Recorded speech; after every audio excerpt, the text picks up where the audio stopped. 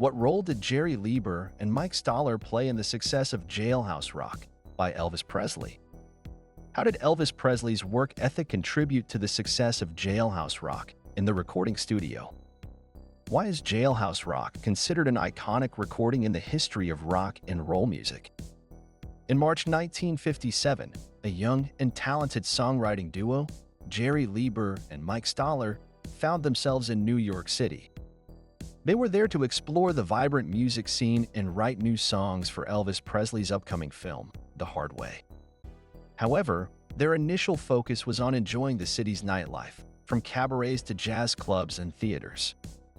One fateful Saturday morning, their priorities shifted when they received a visit from Hill and Range music publisher Gene Aberbach. Aberbach reminded them of the task at hand and made it clear that he expected to receive the songs for Elvis's film. With a newfound determination, Leiber and Stoller set out to create the perfect tunes that would fit the film's theme and showcase Elvis's talents.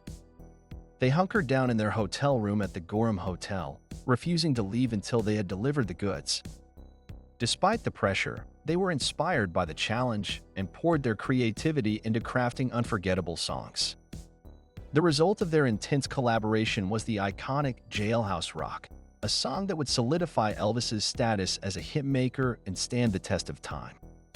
Their journey from leisurely explorers of New York City to dedicated songwriters for Elvis Presley's film encapsulates the magic of creativity and the power of teamwork. Leiber and Stoller found themselves trapped in a hotel room with nothing but a stuffed chair blocking the exit, leading to an impromptu songwriting session. Despite the strange circumstances, the duo managed to write 4 songs in just a few hours, including hits like Jailhouse Rock and Treat Me Nice. According to Stoller, the songs weren't overworked, the pair simply didn't have time to overthink them. The idea for Jailhouse Rock came from the script, which called for a production number in a prison setting. Leiber and Stoller found the tune for the song came easily to them, thanks to the film's clear indication of the scene it was meant for. Elvis Presley himself had requested the duo's presence at the recording sessions for Jailhouse Rock, leading to a strong personal connection between the songwriters and the singer. Stoller found Elvis to be easygoing and enjoyable to work with, creating a comfortable atmosphere for collaboration. Even as they worked on the recording sessions, Leiber and Stoller quickly realized that Elvis was a uniquely talented artist. In his autobiography, drummer D.J. Fontana explained how he and guitarist Scotty Moore came up with the intro for Jailhouse Rock, drawing inspiration from the image of prisoners breaking rocks. The chaotic and unconventional circumstances of the song's creation only added to the legend of Jailhouse Rock and the talent of Elvis Presley. In a 1990 interview for Rolling Stone, Jerry Leiber described Elvis as incredibly cooperative and hardworking in the studio, willing to try anything and not acting like a diva.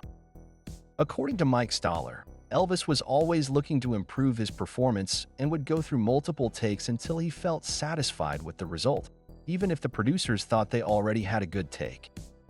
Stoller recalled a time when they were up to take 27 on Jailhouse Rock before Elvis finally agreed that they had the right take, showing his dedication to getting the best performance possible.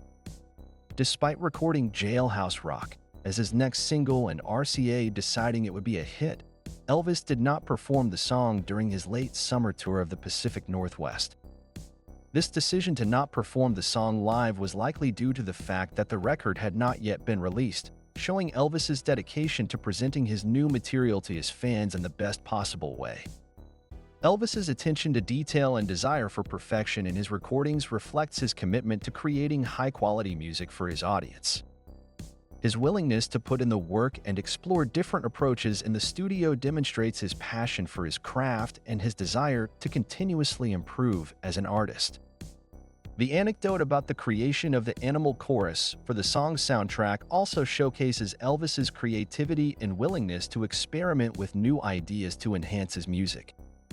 This behind-the-scenes look into his recording process gives fans a deeper understanding of Elvis's approach to making music and his dedication to delivering the best possible performances. Overall, Elvis's work ethic and commitment to excellence in the studio set him apart as a true professional and a legend in the music industry. When Elvis's new single Jailhouse Rock hit record stores, the music industry was buzzing with excitement, predicting it to be a massive success. In Billboard's September 23rd issue, the double-sided disc was given a glowing review, with Rock being described as a vigorous rocker and Treat Me Nice compared to the iconic Don't Be Cruel. Variety also joined in on the praise, placing Jailhouse Rock at the top of its Jocks, Jukes, and Discs Best Bits list in the October 2nd issue. As the single made its way onto Billboard's Top 100 pop chart, it took a rocket ride to the top, entering at number 15 and quickly climbing to number 1 in just 4 weeks. The success didn't stop there, with Jailhouse Rock remaining in the top 10 for another 6 weeks, showing its lasting power and popularity. On the flip side, Treat Me Nice also made its mark on the charts, spending 10 weeks on the top 100 and peaking at number 27 on November 4, 1957. The dominance of Jailhouse Rock was undeniable, as it not only topped the charts but also stayed on the top 100 for a total of 27 weeks.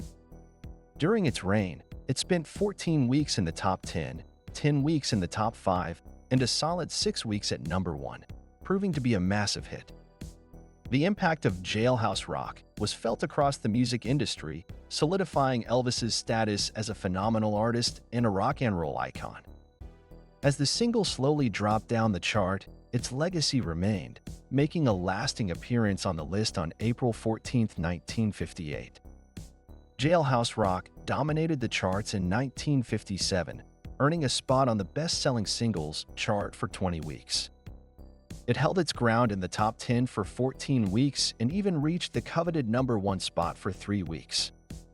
This iconic hit made 1957 the ultimate year for Elvis, becoming the 5th biggest single of his career.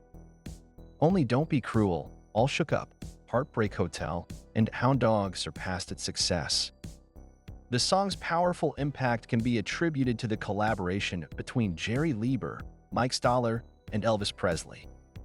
Leiber and Stoller not only wrote the song, but also provided crucial support in the recording studio, guiding Elvis toward new musical territory. Elvis then put his own stamp on the song, making it a powerful vehicle for his musical talents.